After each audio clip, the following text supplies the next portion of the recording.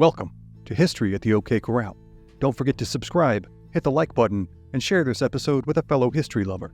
And now, on to tonight's episode. Northern New Zealand, 1807. As the chilly winds of the Pacific whip down upon them, a large band of Maori warriors stops to make camp after a long night's march. They are members of an iwi, or tribal band of the Maori, known as the Ngapuhi.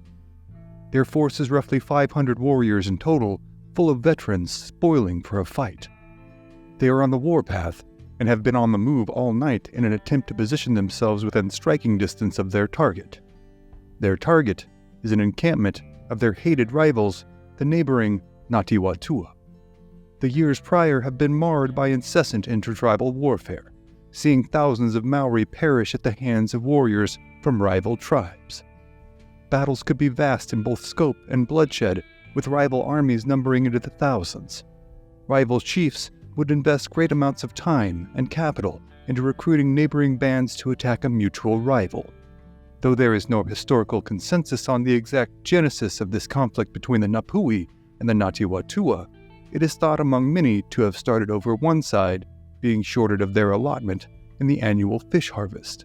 If true, such effrontery would indeed merit a military response, at least in the minds of many Maori at the time. The conditions in northern New Zealand are both unforgiving and unyielding, and the failure to stock up on provisions when they are available can spell certain death for the unprepared. Fighting between bands has been particularly brutal as of late, as retaliation begets retaliation in an ongoing and ever-growing blood feud. But this group of warriors, stopping to eat their simple meals of dried fish and sweet potatoes, have a new weapon that they hope will make a decisive difference in conquering their enemies. Though New Zealand had had some measure of contact with Europeans since Dutchman Abel Tasman had sailed into their waters in 1642, recent dealings with European merchant ships have resulted in the Ngapuhi acquiring the most technologically advanced weaponry used to date in Maori warfare: the musket. Maori weaponry typically consisted of war clubs, spears, and shields. With these weapons in hand, a Maori warrior is capable of wreaking unremitting damage in close combat. However, the musket, a new introduction to the north of New Zealand, is capable of inflicting not only physical, but psychological damage on a scale yet unseen by the Maori. This contingent of Ngapuhi warriors is led by a revered war chief named Pokaia. Pokaia is a descendant of a line of chiefs, likely the eldest son of his father, as mana or power is generally inherited, passed on from father to son. He has spent much of the preceding few months recruiting warriors from smaller camps, fostering a collective sense of resentment and unrest amongst those bands and chieftains who felt their treatment at the hands of the Ngati Whatua had been unreasonable or outright unjust. He has driven his band of 500 warriors hard all night, heading south from their homelands until reaching the mouth of Moramanui Gully. Now, as the sun's morning rays begin to peek over the horizon, the warriors enjoy their breakfast in stoic silence, each deeply enjoying the brief respite from the incessant demands of Maori warfare. As they eat and make quiet, exhausted conversation with each other, it seems to all that, despite their being immersed in the intensity of pre-combat fervor, the morning itself will prove to be quite scenic and even enjoyable. For a brief moment, the confident army, replete with a sizable force and notable technological advantage, seems to breathe a collective sigh of relief. A brief veil of silence then seems to fall over the camp, so fleeting that the Ngapuhi scarcely seem to notice the oddity of a complete, total silence in the trees and tall grass that surrounds them. Then, with the fury of a seismic wave crashing into the nearby beach, the world all around the Ngapuhi seems to explode. Suddenly, what had seemingly been placid blades of tall grass only moments earlier erupts into a hailstorm of innumerable Maori warriors, hailing from the Ngapuhi's intended target, the Ngati Whatua. The Ngati Whatua have received warnings from their scouts in the area of the oncoming Ngapuhi war party and decided that the only way to combat the sizable force advancing upon them is to employ a surprise attack.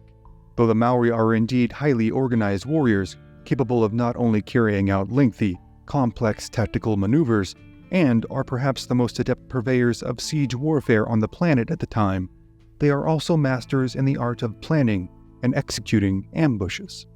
Under the command of their chiefs Murupenga, Tuware, and Te Aoho, they had hidden amidst the foliage in Muramanui Gully, knowing that that was the most viable campsite for a force of 500 warriors for miles around. As the sweet potatoes and fish they had been enjoying moments earlier are now flung to the ground, the Ngapuhi scramble for their weapons. In the chaos of the ensuing melee, those armed with the muskets they had hoped would wreak such havoc now find them to be of little use. The Ngapuhi are, in fact, hardly proficient in the maintenance or use of the muskets. Many misfire, and many more send their single shots sailing harmlessly into the dirt or over the heads of their intended targets. As most of the lead balls whiz harmlessly through the air, and the sickening ping of their misfires resounds through the camp, Ngati Whatua warriors flood in among the 500-strong invading force, clubbing, slashing, and stabbing as they go. As the din of the initial volley from the muskets fades into the dawn air, it is replaced with the repeated sickening thuds of Maori war clubs meeting flesh and bone. War cries abound, as do the lamentations of the wounded. No quarter is given, and none expected, as the battle unfolds in brutal fashion. As the fight goes on, the Ngapuhi are pushed further and further out onto the beach. Though caught off guard by both the ambush and the relative failure of their new weapons, the Ngapuhi fight fiercely, as do the Ngati Whatua. One account relates how the Ngati Whatua chief Taoho is speared through the cheek by an attacker. Rather than retreat, Taoho pulls the attacker, still holding his weapon, closer to him and dispatches him with his war club. Finally, the Ngapuhi chief, Pokaia, is felled by yet another mighty blow from the war club of Taoho. Seeing the death of their leader, the remaining force of anywhere from 200 to 350 surviving Ngapuhi scatter, fleeing for their lives northward up the beach. The Ngati Whatua give immediate chase, cutting down the slower among the retreating Ngapuhi with reckless abandon until they are called to a halt by their chief Taoho. He orders a line drawn in the sand and that none of his warriors should pursue the Ngapuhi beyond it. The root cause behind this display of mercy shows the inexorable closeness in both proximity and bloodline between even the most bitter rivals of the Maori. Chief Taoho has relatives and, not to mention, trading connections with the Ngapuhi, and despite their insolence and aggression, he does not wish to damage their relations any further. However, this charity does not extend to the roughly 150 to 300 dead Ngapuhi warriors now strewn about the beach, seemingly as though washed up by a storm. These unfortunate slain will suffer the fate of the vanquished in Maori tradition. Dozens are summarily butchered and consumed by the Ngati Whatua, until the warriors have consumed their fill both spiritually and temporally.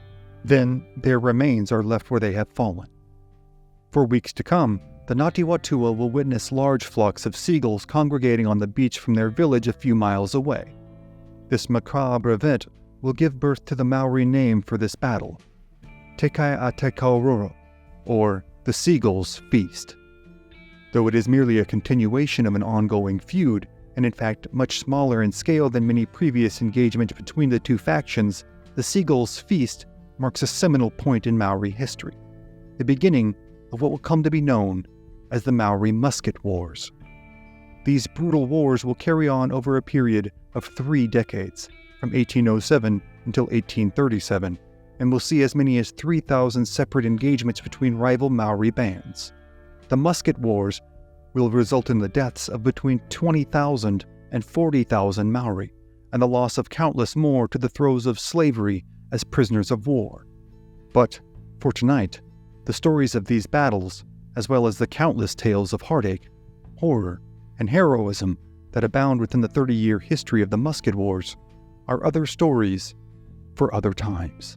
Thank you for joining us on this episode of History at the OK Corral. Be sure to click the like button, share this episode with a friend, and become a subscriber. Also, if you'd like to support our work and gain early access to episodes, as well as ad-free viewing, you can become a member of this channel by clicking the join button or click the link in the description below to become a member on Patreon.